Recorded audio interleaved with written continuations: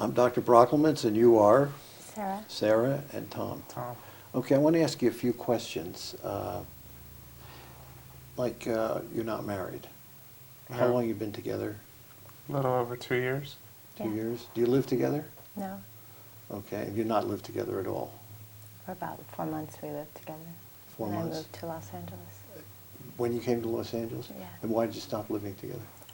Because it was a temporary arrangement. I moved from New York and I was looking for a place, and until I found a place, I stayed with him. Okay. Neither one of you been married before? Nope. No children? No. Okay. What's your psychotherapy history? Have either of you been in therapy at all?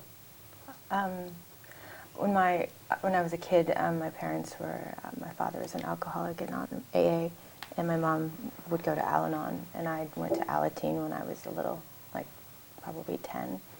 That was the amount of counseling I've ever really received. So. Okay, and how about you? I saw a therapist when I was a teenager for about a year. Okay. So, and together you've not seen a couples therapist? No. Okay. Has anybody beat up on anybody? Any violence in your relationship? No, Anybody have attention deficit hyperactive disorder? not that I'm aware of. No? Not that No. you're aware of? Okay. Usually most people know if they have it, but Right. if it is floating around, we'll probably pick it up.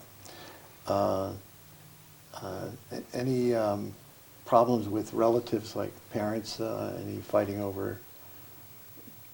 No? No. Okay. No. Do you have brothers and sisters? I have a stepbrother and a half-sister. Stepbrother and a half-sister. So your parents are divorced? Parents are divorced. And My dad's remarried. He married a woman who already had a son through another marriage, and then that's my stepbrother, and he had a child with the woman that he remarried with, and that's my half-sister. Okay. And are your parents together still? No. They're divorced? Yeah. And how old were you when your parents got divorced? I was 8. I And was how old? 9. You were 9? Mhm. And what, remarriage, are your parents remarried? Yeah, I have a brother, and my parents were married for 15 years or so, and then when my parents divorced, my dad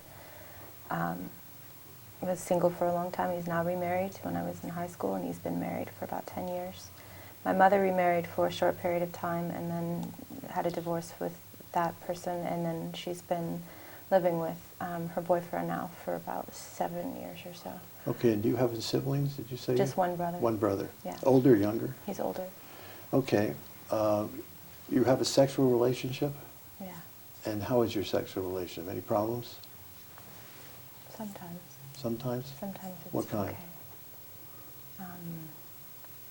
I think I would like to sometimes more often than you. You'd like to have sex more often? Yeah. Has that changed? Is there a sexual desire problem? Do you find sometimes that you're not interested in having sex? Sometimes. And is that something recent? Has your sexual relationship changed from the time you first met and began to have sex? It's kind of stays consistently the same. I mean, it's hard to say. I don't know. When you do have sex, is it okay, or is it a frequency problem, or is something about when you have sex, something's not quite right? No, I think it's good when we have sex. Yeah. It's good when you have sex. Okay, we'll come back to that. What do you do for a living, Tom? I'm a musician. I produce and write and compose music. Good, terrific. And Sarah, do you work? I work for an architect. I'm an architect, I guess. Not licensed. Okay. Do you fight over money? I'm not asking you whether you have enough money. Just, do you fight over money? Sometimes. But Sometimes. Yeah. And what would the fight be about? How would it? Usually it's because there isn't enough money, There isn't enough money. or one of us feels like the other isn't spending their money wisely. Okay. Right. You have Usually but you it. keep your money separate? You don't. Yeah. Is there some reason why you're not living together? I think it's me. I have expressed not wanting to live together out of my own probably personal fears. Uh-huh. What is the fear? Well, in my past relationships, anytime I moved in with a woman, it's quickly the relationships become so stagnant and routine, and very quickly lose their specialness to me, I guess, and I start to feel trapped and basically stuck. Okay. How many times have you lived with other women? 3. 3 times? And each time there's a change when you start living together. What's the change now? It just Let's start with how you feel toward them. Well, I guess it's kind of hard to describe, but the change is that things just get old. In other You're words, bored with the relationship? Yeah, kind of bored with the relationship. You kind of Okay. know the ins and outs of that person completely after about a year of living with them, or less sometimes. And for me, it kind of makes there's no it makes the excitement go away. It makes the Sexual excitement? all kinds, the sexual excitement. Now, prior to living with a woman, we're not talking about Sarah now, in the past, prior to living with these women, you would have a good sexual relationship, you'd find them exciting or interesting, and then you'd start living together, and then what happens? And then slowly you Lose start interest. having sex less. You Less. start losing interest. You start, I Lose- guess, maybe arguing more, and I start finding myself annoyed with the person because I spend too much time with them, possibly, or the things that their habits start getting on my nerves. Or Is it possible that the arguing is to put a little distance between you and that person? it could be. I mean, I'm not a psychologist, so I don't know exactly why that is. But Yeah. One of the main reasons why people get angry at each other is to modulate distance. That anger is a very effective way of pushing the other person away, or putting more distance between the two of you, which would suggest that that maybe you have a little problem with having a close, intimate relationship. Do you think that's possible? I think anything's possible. Yeah. Okay. Now, would that happen with each one of these women you would live with? The sex would be good, then you'd you move in together, and then the sexual relationship changes, desire changes toward her? Pretty much, yeah.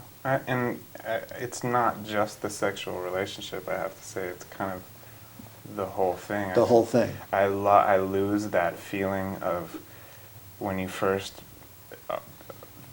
are getting close with someone. To me, it's such an exciting period, and it's really kind of, I call it the honeymoon phase or whatever, and everything is just, you're learning about that person, and you're getting to know them, and you're doing things like walking down the street with them is incredibly exciting, although you've walked down the same street a million times. But walking down that street with them is, incredibly exciting, and it's kind of this period, and usually, for me, it lasts about a year or so. It's a period of, like, ultimate excitement, and everything's great. Would you say you're in love with these Yeah, women during that period of definitely. time? And then would you say that the feeling of being in love goes away? Yes, the feeling of being in love goes away. My love for them does not go. Right. Would you say that you're in love with Sarah right now? I would say Versus that love her? I don't think so. Don't think so what? I don't feel that feeling of being in love with Sarah like I used to feel. Right. Okay. Does that bother you when he says that? Okay. What do you want to ask her, Tom?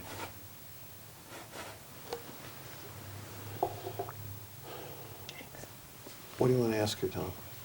Turn it. What do you want to ask her? I don't want to ask her anything. Let me help you. What does it feel like right now? What are you experiencing, Sarah?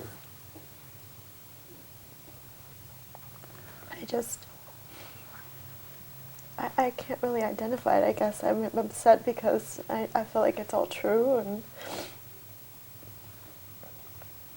you know, during the first 9 months of our relationship, it was a long-distance relationship. You were in New York and he was here? Yeah. How did you meet him? He was living in New York. When I first met him, we started dating, and then he moved back. So you're 30 and you're 28? Right. Okay. And I felt one of the decisions I made to move to Los Angeles was to kind of further my career and to really give this relationship a try and in person. And I spent a lot of time on the phone every day, you know, while we're making dinner, and I was just tired of never having dinner with him and not feeling like we had the opportunity to be in that sort of blissful honeymoon stage together. We were sort of cheated of that, and when I moved here, it never returned. And I guess by you saying that, it just, you know, I feel like there's a lot What of truth feelings in about that. yourself get touched when he says, I am not in love with you? Well, you know, I know about some of his past relationships, and it's been a little difficult for me to feel like that I don't get the sort of opportunity that they had. To feel like that in love period where you're actually around the person all the time, Oh, I see. and that we can't live together because he's kind of spent on that already. And I feel like we never have that opportunity unless I were to force it, which I don't want to. Okay. You're going to say something, Tom? Yeah, I was going to say, it might help you to understand my last relationship ended. It was a 4-year relationship, and it ended pretty badly. You were living with that person? Yeah. And we decided to take a break, take some time off, and she ended up sleeping with and being with my best friend at the time. Not very cool. No. And Now, was she the one that ended it?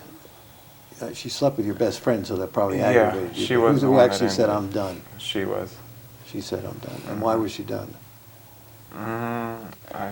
I think she felt that I wasn't giving her what she needed, and she had also been in a relationship for 8 years before she met me, and she was single for maybe a month in between. When that relationship ended, between the time she met me and we got serious, and I think, you know, she wanted to experience being single, but that's just an excuse that maybe I make up myself. I know she wasn't happy with the relationship. She wasn't happy with me and the way that I treated her or the way that I acted. Let me back up a minute because we sort of slid into this. Why did you want to come here today? What was your reason for wanting to see a couples therapist? To help us, you know, find a way to work things out, I guess.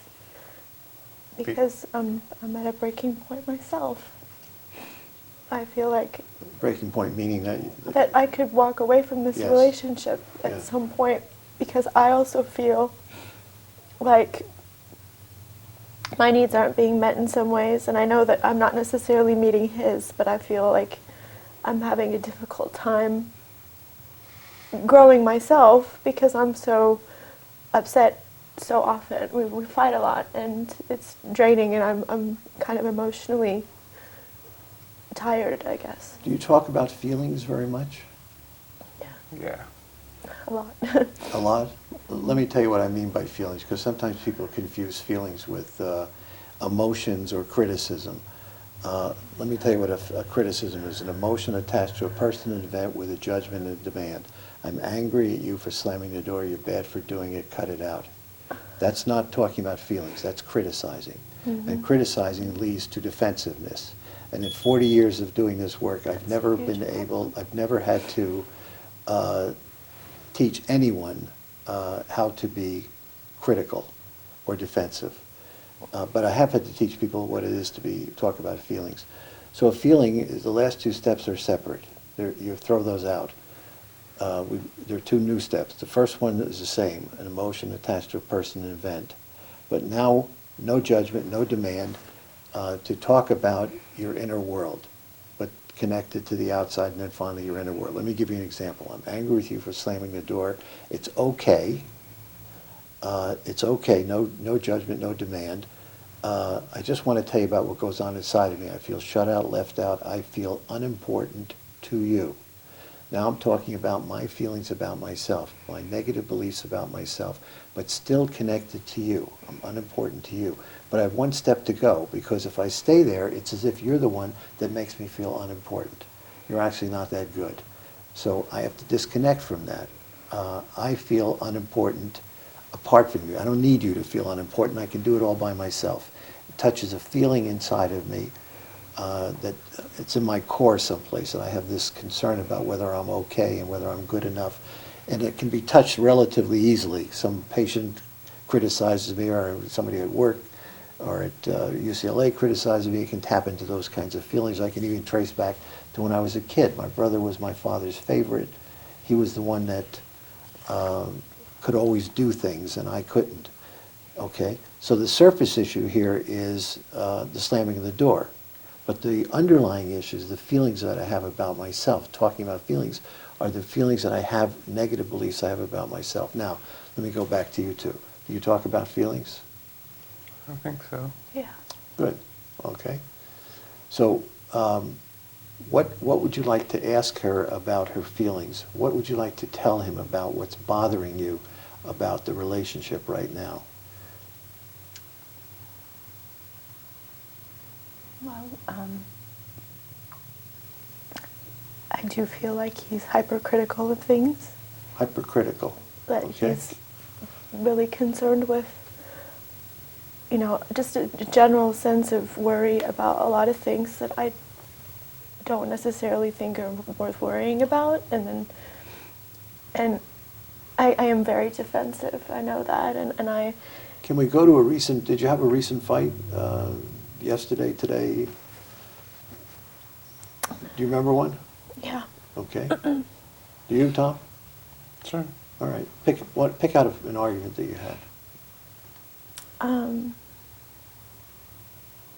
The other day,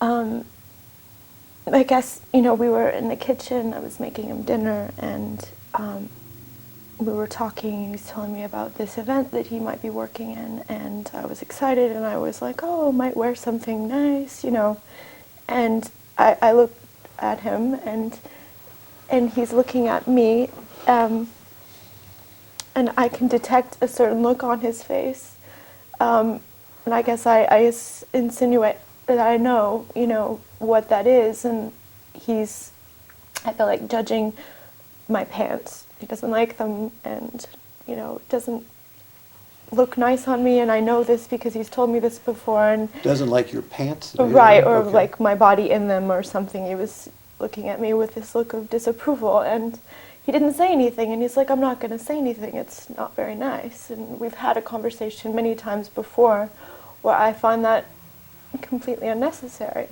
to even worry That's about right. something like that. And he got a phone call, and he went to the other room to talk on the phone, and he's like, please don't get upset. And I was already upset, of course, because I don't want that to be something that concerns him, whether or not I wear the pants that he likes, and that I knew that instantly by his look on his face, rather than he even needing to tell me anything. And he Okay. wants to hold back not saying something. What do you want to ask her, Tom? Let me help you. When I ask you these questions, I don't mean to put you on the spot, but what I really am trying to show you is that there is a different way of connecting empathically than what most people do. What most people have a tendency to do is to criticize, defend, criticize, defend. That's what they do.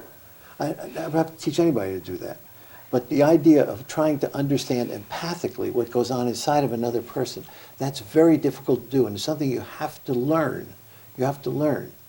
One of the reasons why we're doing this whole website thing that I was telling you about is because most people do not know how to do that. Okay, so when she's talking about something that's bothering her, what you want to do is to try to tune into, if you can, what's going on inside of her. Because if you can connect to her inner world, and she can connect to your inner world, you can get your needs met in a relationship, and you can figure out what's going on, and you can have a growing, evolving relationship. Okay, so he would like to know how you felt when he was negative and critical of the pants, jeans you were wearing. I felt really hopeless, I guess, because it's been a problem before, and I just, really frustrated because I just didn't want that to ever be something important. Hopeless is, in a sense, is a solution, Sarah. It means nothing can be done. Right. It's over. Right. But something can be done. I can already tell you that the two of you don't have a good line of communication. I can already tell you that. So one thing that can be done is that you can learn how to connect to each other. So one of the things you can do is to tell him about what you feel inside. What feelings about yourself get touched? What feelings about yourself do get touched? I guess. Does it make you feel good about yourself? No, it makes me It makes you feel bad about yourself. Okay, tell him that. Tell him that. It makes me Tell feel him how really bad. In what way? That I'm not good enough. I'm not good enough. Okay, can you elaborate on that?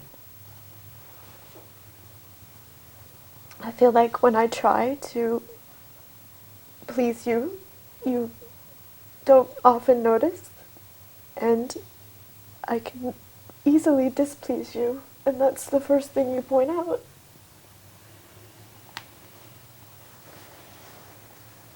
I can I can see how that would be extremely frustrating and painful. I Okay, do. now, when we're in the world of feelings, by the way, there are 6 methods of communication, not one. We're in the world of feelings right now.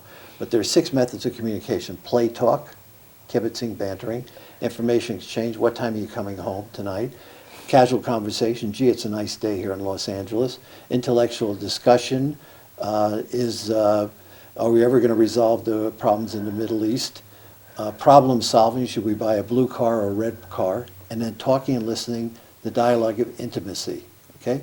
When we're in this world, which we're in right now, there's no right, there's no wrong, there's no good, there's no bad, there's no agenda. There's just trying to understand, okay? So you're not doing anything wrong, and you're not doing anything wrong. When you look at it this way, it's just you're doing what you're doing, and we're trying to understand. Problems in relationships are shared 50-50. 50-50, not 49-51%, 50-50. Okay, so what do you want to ask him? How come you have a need to be critical, Tom? What's going on inside of you? Frequently I look at you and you're looking at me with a certain amount of disapproval. Is that right? Okay. That doesn't mean you do anything wrong, right? We're in the world of feelings now. It means that you're doing it. Just like she's not doing anything wrong when she becomes defensive. I don't want her to be defensive, and I don't want you to be critical. Why? Because it doesn't work. Doesn't work. I've been doing this for 40 years. It doesn't work. But trying to tell her how you feel inside, that works real well. So she would like to know what was bothering you about her pants.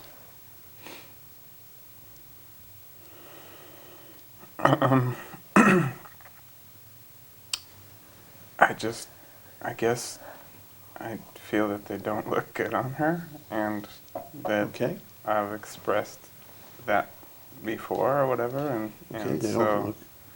Okay. she. So you express that and she guess then I wears put it anyway? Is that what you're Yeah, I saying? put myself in her shoes, and I guess why it's hard for me to understand her, why she gets so upset about something like this, because I'm trying to put myself in her situation, although I can't completely, but I'm trying to imagine if she said, I hate your shirt or your pants are ugly, then I would not wear those pants again, or I would not wear them around Well, her. you make a mistake. Now, what you're doing now is not putting yourself in her shoes. The Indians say you don't know what somebody is like until you walk in their moccasins for 5 miles. You're not doing that. What you're doing is imagining her to be you. Okay. If she were me, if she were I, whatever the correct English is, then I would not do that. But she isn't you. Right. You are you and she is she, right? So the question is, why does Sarah get so upset when you tell her about the genes? Right? We're beginning to get some clues about that. Why does she get so upset? I'm trying to figure Because it she out. feels bad about herself. Because she feels as if she's not good enough. Because she feels, look at her, she's crying. Because she feels as if she's not pretty enough, not smart enough, not tall enough, whatever it is. Her legs are too short. I mean, she's not good enough. She has bad feelings about herself, right? So what you want to do is to tune into that. What are you thinking right now, Sarah? It's very true. I feel like I just don't feel good enough in a lot of ways. Good, take his hand, I like that. He wants to hold you. See what he does when you cry, Sarah? He reaches over. I appreciate it, I do. Yes, that's good. I hate to see her cry. I really do. I cry a lot too. It's hard because I know it's Crying's not. okay. Crying's okay. It- Laughing is okay. What's not okay is criticizing and defending. Yeah, go ahead, Tom. I just have to say it's also kind of a straining point in our relationship. Sometimes how easily she cries for me. I can get very frustrated when I feel like we're just having a conversation about something and she starts crying and I'm like, I just basically told you, shut the door, don't leave it open, and it leads to crying. And sometimes I have a very and I feel awful about it. And sometimes I feel like my patience, I feel awful No, but tell about her, it. but tell her why you feel awful. What gets touched inside of you when the lady you love, we'll come back to the in love stuff, but I just do love her. I love her with all my heart. I really Right. do. being in love, by the way, you're talking to the wrong person because I don't happen to be a big fan of being in love. Being in love is a transient, psychotic state that you have to get over in order to have a love relationship with another human being. So I'm not big on in love. And everybody gets over being in love between 2 and 4 years. You do it faster than most people. You do it in 1 year. But most people do it in about 2 to 4 years. It even has a biological base to it. There are certain natural uppers in the body, phenylalanine, dopamine, and norepinephrine, that actually are up during that period of time when you're in love and then go down very precipitously when you stop being in love. And when you're in love, you can't think through anything, you can't focus on anything, you have to get through that and over that. If you want to be in love for the rest of your life, you have to keep rotating people roughly every 1 to 4 years, right? I've been married 46 years, 47 years next month, and I am not in love with my wife, nor is she in love with me, but I deeply love her, deeply. Okay, now, what do you want to ask Tom? He said that he can't stand it when you cry. I wish that there were. What do you want to ask him? What do you want to say? When is it okay for me to cry? No. That's a question which is designed to find out from him what it is that you can do so that he won't be mad at you. Right. No, I don't want that. What I want you to do is to get really interested in him. Why does it bother you Correct. that I cry? Good, correct. Why does it bother you when I cry?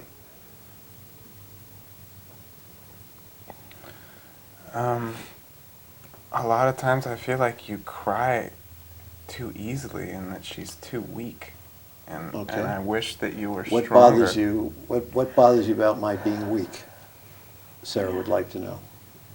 I guess I wish that you were stronger. I know, I got that. What bothers you about it, though? What upsets you about her being weak? I don't know. I guess subconsciously being weak is a turnoff for me, I guess. Which parent controlled you, Tom? My mom. And which parent made it clear that your feelings didn't count, hers did?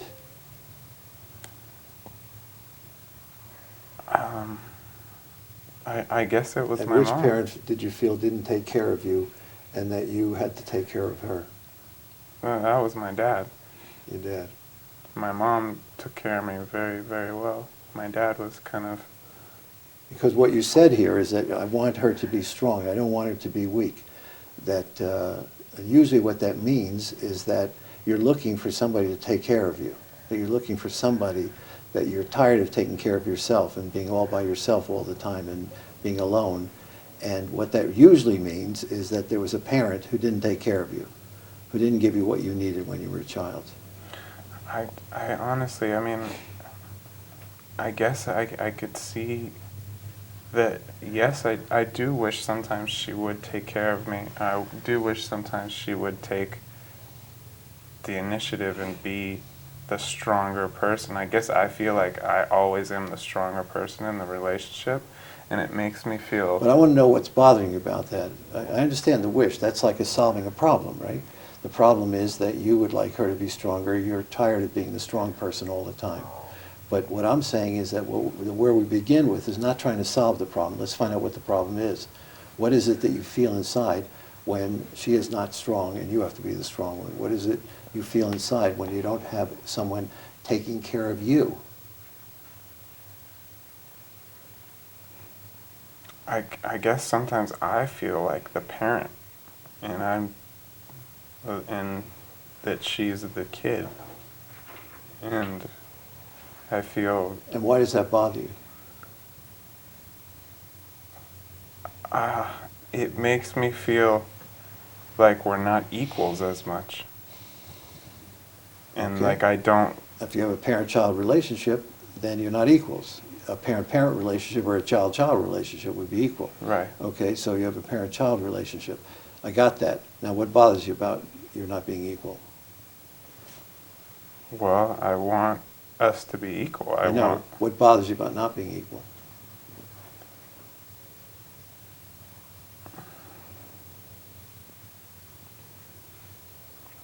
It makes me feel not as close to her, I guess, or it makes me feel.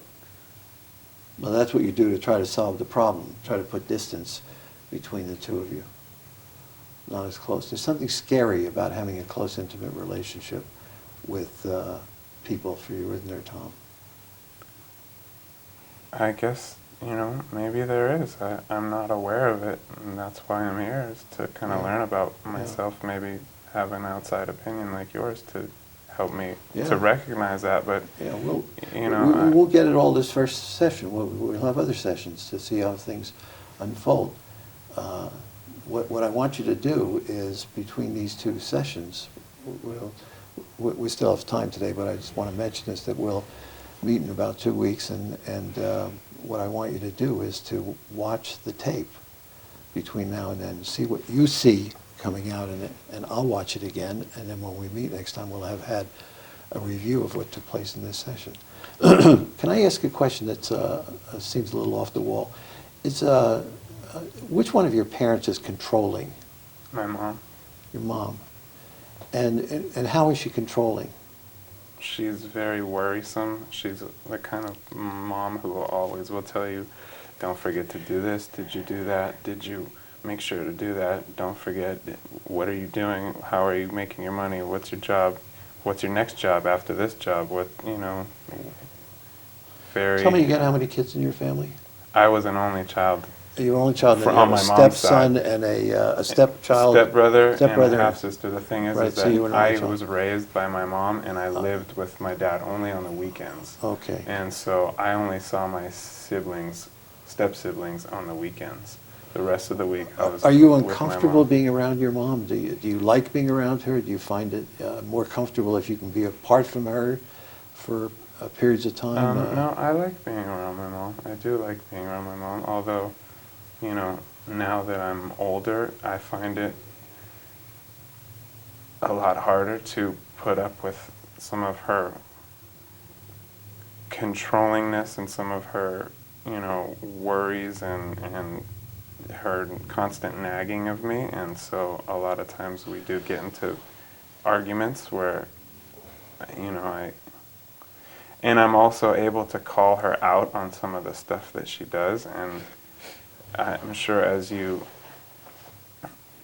get to know me through these sessions, I feel like I'm not the kind of person that holds things back, even sometimes if they're not the nicest things to say, or if they're things you know that may hurt a person's feelings. If I feel like I need to tell them, I will tell them.